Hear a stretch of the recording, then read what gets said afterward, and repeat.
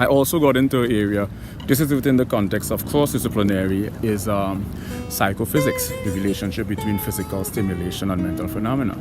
And I sort of sporadically encountered this discipline when I tried to decipher why a musician and a non-musician would have the same emotional attributes when they hear, let's say, a sus4 or sus2. This is no longer a cross-disciplinary. This is discussing music independently, how to build chords, how to play polyrhythm, syncopation, how to play fingerstyle. So I have a fundamental understanding of both fields simultaneously. That's cross-disciplinary. Multidisciplinary is when you have to take multiple disciplines into consideration.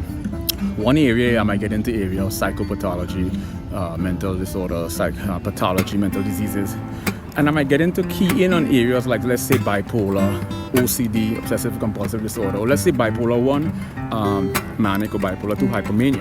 Now, there's a number of different parapsychological phenomena that is induced, and bipolar is prevalent for that when manic is induced. So I have to take psychopathology, parapsychology, because you have to take stuff like precognition, premonition, clairvoyance, lucid dream, a number of different parapsychological.